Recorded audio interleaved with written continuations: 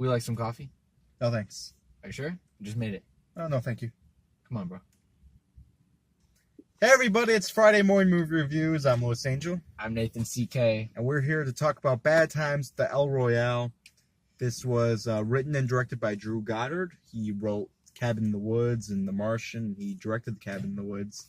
Why don't you tell them what this movie's about? Yeah, so we have Jeff Bridges, Dakota Johnson, John Hamm, Louis Pullman, Cynthia Erivo. Yep. And Chris Helmsworth. We're getting some pretty good lighting right now. We're getting great lighting. Basically, I was really excited for this movie. I think we both were. The trailer was really intriguing. It had kind of this, 70s-ish vibe, 80s vibe. It definitely had, yeah. Based in California at the El Royale Hotel. And the hotel is divided into two sides, right. And we have Louis Pullman who works there, and Chris Hemsworth, by the way, is a late addition to the movie. It is, yeah. And we kind of have this Pulp Fiction style of vignettes where we'll, card on screen saying, oh, this is what's going on in room 5, room 4, right. Where we follow people like Jeff Bridges and Cynthia Erivo. And Jeff Bridges was my favorite part of the movie. He was. I love the performance he gave, but I think Cynthia Erivo is the best part of this movie. She is. She is fantastic in the movie. She plays so many different levels, and her singing is amazing. It's great. It's fantastic. I mean, there is like a couple things that were distracting, but as far as the overall, plot of this movie, I thought it was great because there's some things that you don't really know what could happen, like hence the bad times. Like, what are these bad times going to be? And it definitely feels a little bit like the Hateful Eight, where you're locked in this certain hotel or room. You see, I got Pulp Fiction. You got Hateful Eight. I did. We got Tarantino for this movie. We got Tarantino. Yeah. And the I felt like the rooms and the certain vignettes where you cut to certain of these acts, right, where you have act 1, act 2, act 3. I thought that was a little distracting, that we didn't really necessarily need that. We could have possibly slimmed that down. I mean, a lot of these movies that we've been seeing week by week have been very long, and even another week, it's another very long movie. These movies are good. They're good movies. We're turning into two old men that just want. Come on, man! It was like 90 minutes is plenty of time to tell a story. 90 minutes is great For any other movie. Look, what happened to 90-minute films? Honestly, this movie was flying by for me, and it's just one extra vignette in the third act. It made me like, okay, it made me feel the length of the movie. But other than that, I didn't have a problem with the length usually in the movie because I was loving everything on screen. Yeah, everything. I thought the writing was fantastic. Yes. I thought the characters were all so different yet they're so all engaging. very stable.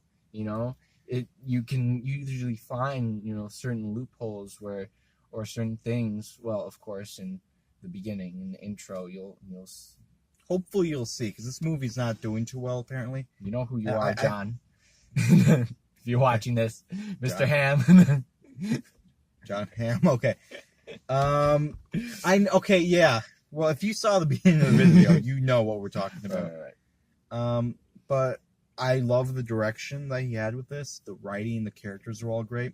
Yeah, I did think it was a little too long, but I really loved this movie, and I had a complete blast with it. Yeah, and especially as far as you progress through the hotel and you progress through these bad times, each character develops a little bit more. Yeah, and you push them to their limits and basically see how certain characters break under pressure, and how that looks to the other characters who know who you are, right? Because you've been striking up conversation and there's only like 4 or 5 people at this hotel, so you're starting to know them, you know their character. But of course, through that pressure, we find out who their true selves are and certain hidden things within we do find out, we find out about the hotel too. Right. There's certain things that really creeped me out. Right. To make it a little lighter, Chris Hemsworth was having a complete blast in this movie, wasn't he? Every second he's on screen, he's enjoying it. He loves it. Yeah. And I love this movie.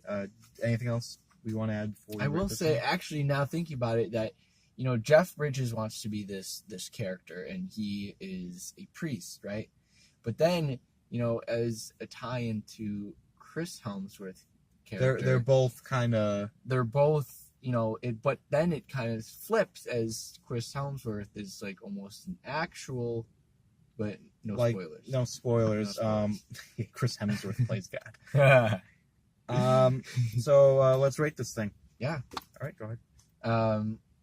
After seeing this movie, I mean, through all these things, I think I'm going to be giving generous 3.7 out of 5. I love this movie very much. I thought it was great.